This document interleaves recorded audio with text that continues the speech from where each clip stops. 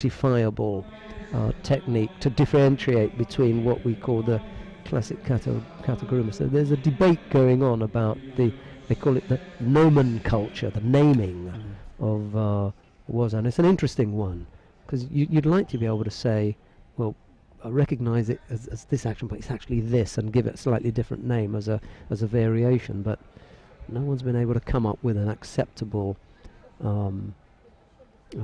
identifying name for some of these competitive waza yet. Roy Inman had a good bash, a highly respected coach from Great Britain. He had a good go at it and came up with a book, but it was fairly widely lambasted by various people. And yet, on the other hand, there was another group of people who were saying that's exactly what we needed. We needed a handbook that we could go to. Just a reference. Yeah, that would just reference them. But there are a few purists out there who said, you know,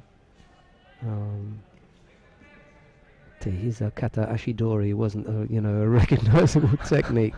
I'm just throwing something out there as whether that was one of the things, but that was the kind of thing that they were railing against, this collection of Japanese terms that were then put together to describe a particular technique. When taken out of context, you could say, oh, that equals this throw. You just kind of Frankenstein them together. And exactly, yeah. And then people could understand it, but the naming of waza didn't come about that way, and I think the purists wanted to maybe leave that up to the Japanese. And after all, it was the Japanese who named and identified the waza, so maybe a little bit more discussion and working it out before going into print would have saved some of the problems. But it's there, and it's useful. I've seen the book myself. In actual fact, I've got a copy, and I quite often go to it. The photographs in there are incredibly descriptive in their own right, and you really think, oh yeah, that's different from the normal Koji-gaki, because there are other parts to it, and he's named those parts, and that's what some people are uncertain about. He's got to be careful here. Yeah. The man from the Seychelles. He's already called mate. L.Filое was able to fight that attempted shimiwaza off. I hope you're enjoying the broadcast from Abu Dhabi. It's Nick Cosso, who's my guest this morning. Nice for Nick to join us. Morning, well, it's still morning, just coming up to midday here. It's nice and cool in the Adnek Convention Centre, which is completely different from the temperature outside, which is touching 40.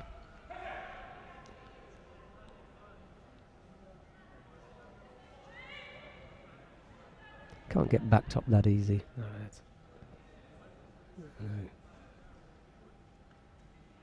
The other thing is, with the rule as it is, it doesn't do Bj.Muhammadov any good, because he can stand in the red. right. So having backed him up there, what next? Then you realise, well, I might as well let him come back on, because I haven't gained anything. There's no advantage here from having pushed him off. You may get a passivity warning. That would probably be it. Yep, he does. Spot on with these calls today. Yeah, well, again, it's just watching it. Watching it all the time. Get a feeling for what's going to happen, and he wasn't really doing anything, and that bit of pressure that the Turkmen put on him.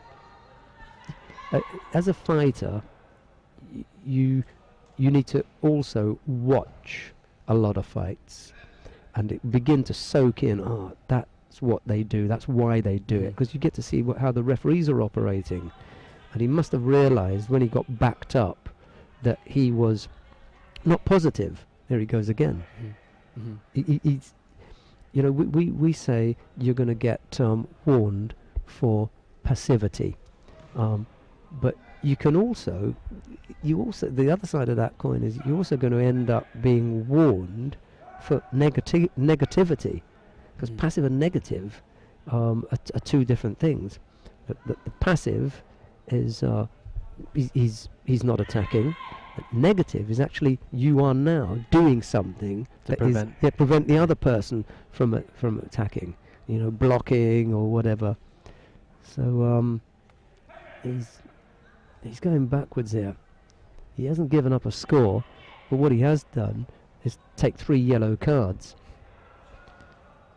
He's got to feel, where he is, and as he's being pushed backward, he's got to change that direction so that he goes around the side. I don't think that Bhodjamumedov is going to try and stop him, but from going sideways. But if he wants to go backwards, okay, we'll go backwards, and that's what he's done.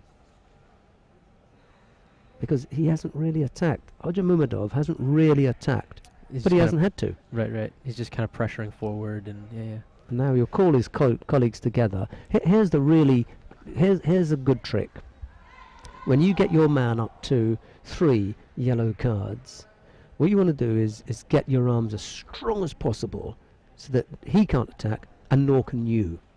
And at that point, when they've seen enough of that, they'll stop, they'll call both people together, and both of you will get penalised, but he goes out. I see. That's interesting. Yeah. And it just happened there. You just drew the penalty.